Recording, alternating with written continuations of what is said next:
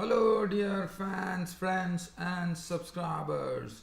Welcome to the daily cricket show, Cricket Happenings, and I welcome you with the news that South Africa have won the first one-day international against Sri Lanka at Port Elizabeth, where the pitch was, it was very, very windy, and it was all about. I think it was basically a bowler's pitch, one could say, because the ball was not nicely coming onto the bat. The ball was actually stopping because of the slowness of the pitch. So the pace bowlers could really make inroads, and then finally the spinner Imran Tahir turned out a wonderful performance as he throttled the Sri Lankan batting with his spin and restricted them to 181. And as far as the South Africans were concerned, I thought they had the better of it as the day went by, and basically they won the match in a very comfortable manner by 8 wickets.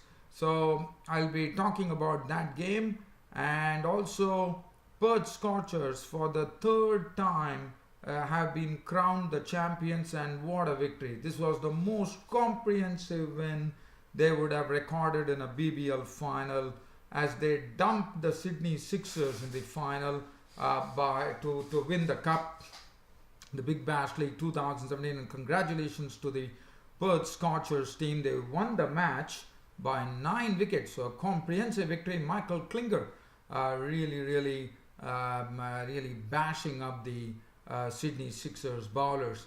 And also we have in a must-win match which is going to be happening between India and England at Nagpur. I would do a brief preview of that, and that is something, as I said, it's a must-win match for India after India lost the first T20, as it is a 3-match T20 series. So I'll be covering one by one.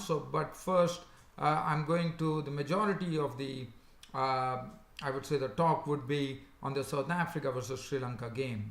So it was a good toss to win, I thought. So South Africa winning the toss against Sri Lanka and inserting them in.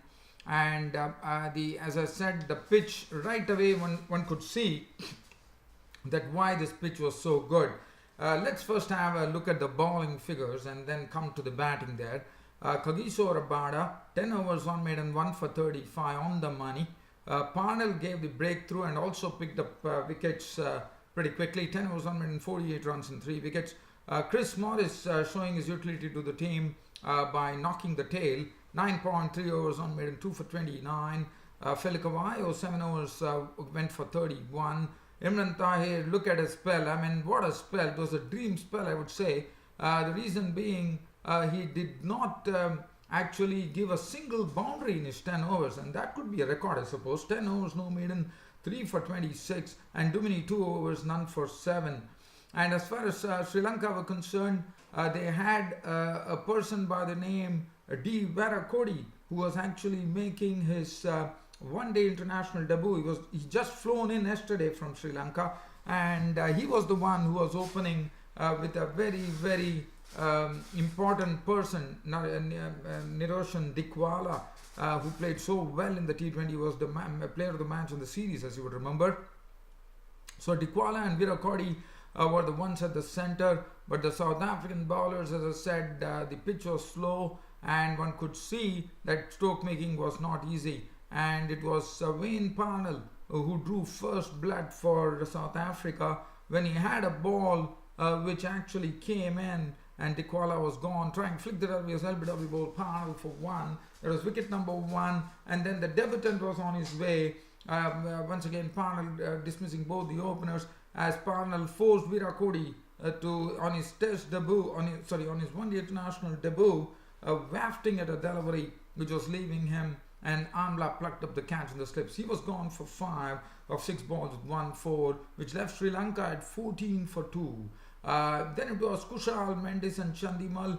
Kushal Mendis was playing confidently, and he was really looking at any loose opportunities to score off. But as far as Dinesh Chandimal was concerned, it was a real tough time for him. First, he was peppered with some short stuff by the Sri Lankan bowlers, Rabada, Parnell, Morris. So he had a real tough time there. And then finally, there were some testing deliveries bowled by Imran Tahir. Chandimal could not get a single boundary until after 47 balls he scored his first boundary, and Chandimal was really struggling at the crease. But the other end, Kushal Mendis was going on smoothly, and the partnership just pushed on thanks to Kushal Mendis as the score went on to 86. So it was a good knock from Kushal Mendis. He was the highest scorer in this particular match, as 72 runs were added by the pair of Kushal Mendis and Chandimal to resurrect matters, but only just, I would say, as it was Chandimal, after struggling at the crease, I would say, finally was dismissed for 22 with one boundary, when Imran Tahir bowled a delivery with Chandimal tried to drive at it, and the ball really turned to knock off his stumps. As I said, the ball was also turning on this pitch, so spinners were definitely getting a lot of assistance from this pitch, and there was a nice wind blowing, so you could also get some very good drift as well. So Chandimal was gone. After that, it was Kushal Mendis with the captain Upul Taranga, who was so one was really wondering as to why Upul Taranga did not open the innings, because he has been very successful as a Sri Lankan opener in the past, has a lot of hundreds as well in the ODIs. So, but he decided to come in at number 5, but he could not do much. He holed out to Dumini of the bowling of Imran Tahir for 6, and then Kushal Mendis was the next victim, and this was very nicely bowled by Imran Tahir, as he picked up a most important wicket of Kushal Mendis to trap him. Chandimal was bowled through the gate, but Mendis was actually LBW bowled Imran Tahir, but not before making an attractive 62 of 94 deliveries with 10 fours. After that, it was Dhananjay De Silva trying his bit there, but there was a serious misunderstanding that happened between Dhananjay De Silva and Gunaratne, which resulted in Gunaratne being run out for 10 of 9 deliveries, 1-4, and that was also a big wicket.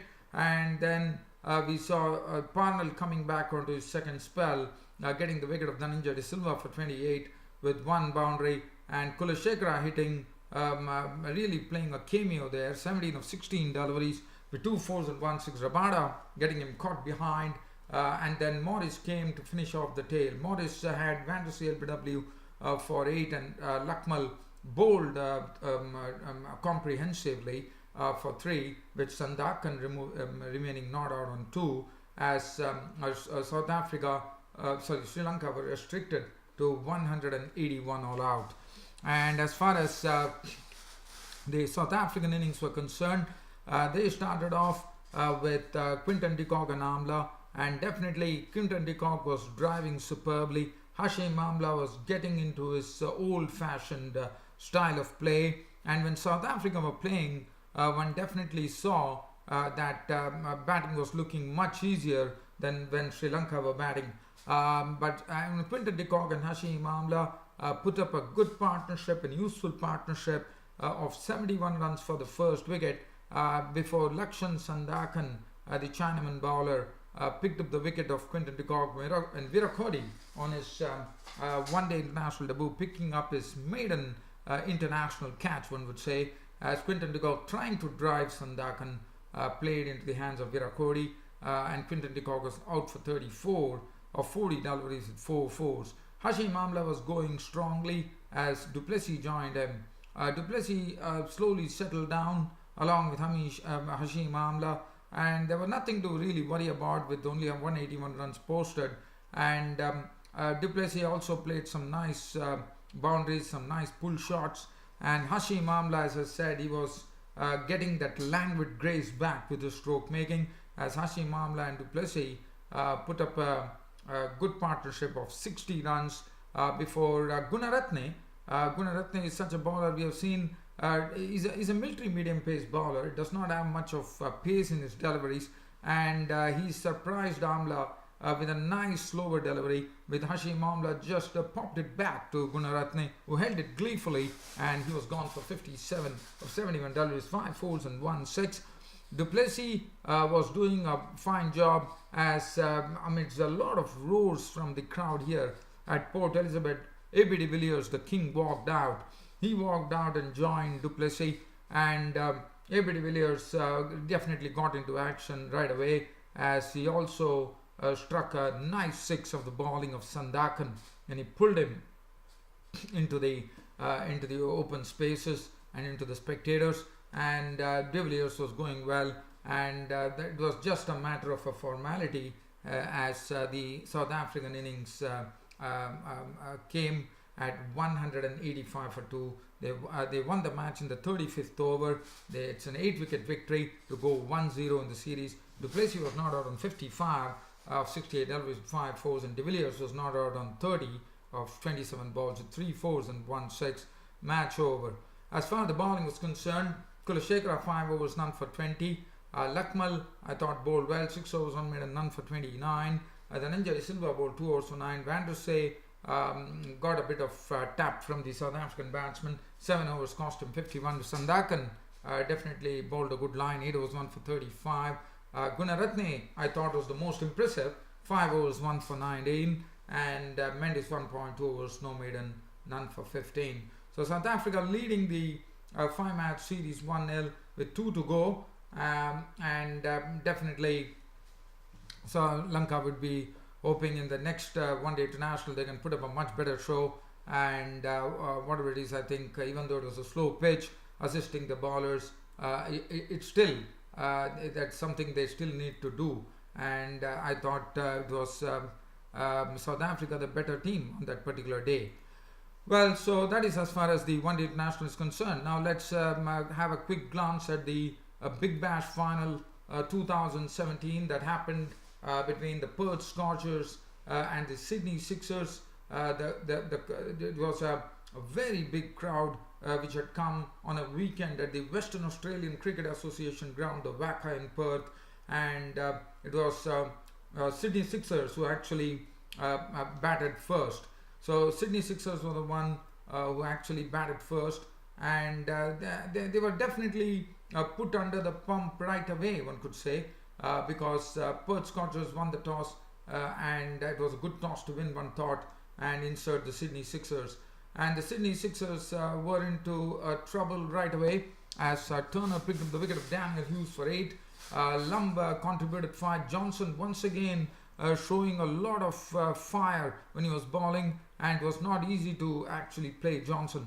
So Johnson was very impressive. Michael Lumb making 5. Nick Maddinson, I would say Nick Maddinson is going through the horrors right now. He was a failure in the test squad too, and he was not able to contribute, and now he's also struggling here in this Big Bash League. He has only made 75 runs, and that is something, a topic of real discussion, as Nick Maddinson was run out for 1, and that is the worst thing that an out of form batsman would like to have. So he has gone run out for 1. Enriquez, the captain, producing 21 of 22, 1 4, 1 6. But Brad Haddin definitely gave a lot of respect to Mitchell Johnson, especially considering that Johnson was really firing it in, and but Haddin was out for 38. But now there was some damage being done by the man of the match, who was very, very impressive, Jai Richardson. I thought he did a wonderful job as he knocked a lot of, in fact, he was the player of the match as well. And he played a big part too, because he took the wicket of Moises Enriquez for 21. He had Brad Haddin for 38 of 25 with 4 fours and 2 6s. 3 to Jordan Silk. Johan Botha clubbed 32 of 25, 3 fours and 1 6. Other than that, Sean Abbott was out for 5. Dwarcius for 9. Lyon not out 9, and Bird not out 2. And look at the bowling figures, and definitely Perth Scorchers doing a wonderful job here to restrict the Sydney Sixers in the finals of the Big Bash League here to 141 for 9. And the bowling, Mitchell Johnson, as I said, he was hitting his straps every time he was bowling. 4 overs, no made, and 1 for 13. Splendid bowling from him. Turner 101 for 8. Jay Richardson was the man of the match, and he bowled a splendid spell as well. 4 overs, but basically was a bit costly, but still Nevertheless, he took 3 wickets for 30. Ty had 4 overs, none for 25. Bresnan, 4 overs, went for 40, but he picked up 3 wickets. And Ashton Agar, 3 overs, none for 22. As far as Perth Scorchers were concerned, they got off to a fine start. In fact, I would say they got out to a very, very brisk start with the Sam Whiteman and Michael Klinger. Michael Klinger in particular really going after Dwarshuis and depositing him for 2 sixes. Sam Whiteman was on his element as well, and Whiteman and Klinger were really giving headaches to the Sydney Sixers bowlers, as they compiled 75 for the first wicket in 45 deliveries, and out of that the share of Whiteman being 41. But then Nathan Lyon had Sam Whiteman stumped by Haddon for 41 of 21 deliveries, 5 fours and 3 sixes. And then Ian Bell joined in. Ian Bell played with a lot of poise, but the other end, Michael Klinger kept on attacking and made sure that Perth Scorchers would win this final and take their third Big Bash League trophy in fine style, as he completed the formality with a wonderful 6 down the ground with the bowling of Johan Botha, as Michael Klinger played a wonderful innings, not out on 71 of 49 deliveries, 5 fours and 5 sixes. And Ian Bell, playing with a lot of poise, was not out on 31 of 25 deliveries, 2 fours, 1 6. Match over. Perth Scorchers, congratulations to them for winning the Big Bash League 2017. They won it in 2000. This is the 3rd time that they're winning it. They won it in 2014. They won it in 2015. And this is the 3rd time that they won in 2017. As far as the bowling was concerned, Dwarshuis 4 overs, none for 30. Jackson Bard 2 overs, went for 28. Nathan Lyon 4 overs, 1 for 28. Sean Abbott 3 overs, carted for 33. Botha also got a tap to 1.5 overs, no none for 19. Enriquez 1 over, none for 5. And it was player of the match went to Jay Richardson, and player of the series of the Big Bash League. The player of the Big Bash League was Chris Lynn for his batting. And that is something that Chris Lynn would be very, very happy about. So I'm just wondering as to why Chris Lynn, I'm not really sure about it, but I really need to check whether Chris Lynn figures in the Chappell Hadley Trophy ODI series, because I thought he would be a vital cog as well. But well, that is as far as the Big Bash League is concerned. Now let's have a skimmer here as far as the second T20, which is coming up at Jamta Stadium in Nagpur, and the onus will be on India, as it is a 3-match T20 series. For India, it's a must-win match tomorrow against England at Jamta in Nagpur. And the Indian problem happens to be that the opening starts have been something which has been very, very bad for India, and especially KL Rahul. I have to say he has been finding his form absolutely awry. And tomorrow I won't be surprised at all, because since being an important match for India, I would rather say that it would be wise to actually pitchfork the youngster and the big hitter and the youngster who holds the record in the under-19 cup for the fastest century to go and open with his captain. And because Rishabh Pant, I think the good thing for him would be Virat Kohli will be for company, and this captain can really nurture this bloke here, Rishabh Pant. And I think that's the only way, and probably the license should be given to Rishabh Pant to go hammer and tongs at Jordan and Tymal Mills, and just take a chance. So I would rather say the Virat Kohli and Rishabh Pant should be the one who should be opening, especially considering that KL Rahul has not really contributed. And I think it's time for Rishabh Pant to actually open with Virat Kohli tomorrow, and probably will be making his T20 debut. I would love to see that. Suresh Raina was looking in good nick. Yuvraj Singh and would be expected to score a few tomorrow. Dhoni and Kohli have been doing their job as well. But the Indian challenge has to be when the pace bowlers, especially in the power play, when they have to really tackle Jordan and Tymal Mills, because they were the ones who really turned it on in the first T20, as you would remember. Manish Pandey, Hardik Pandya, the bowling, they still have to be much tighter, but India needs to have a good score on the board so that their bowlers can really have a field day. So that is something that one is waiting for. As far as England are concerned, Sam Billings and Jason Roy form an awesome opening combination. I mean, Jason Roy, we know what an exciting player he is. I mean, he has scored a lot. He has been the most consistent player in the one-day internationals and in the T20.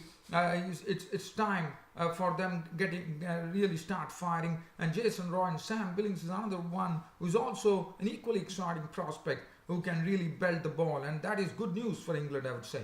And then they have the solidity of Joe Root, Morgan, Stokes, Butler, and the bowling, as I said, Chris Jordan and Tymel Mills were perfect. Jordan did wonderfully at the death. Tymel Mills at the beginning, he did a wonderful job. As far as the pitch is concerned, it could be a flat pitch probably, so definitely, but one has to really see what really is in store when the second T20 happens. But for India, it's going to be a must-win match tomorrow against England in the final T20, and that is something that one has to wait and watch. Well, dear fans and subscribers, it has been a pleasure describing things for you on this Cricket Happening show as usual, and hope to catch up with you all tomorrow. That's on Sunday on my next Cricket Happenings broadcast. Till such time that happens, it's your host Ram signing off for the day. Thank you.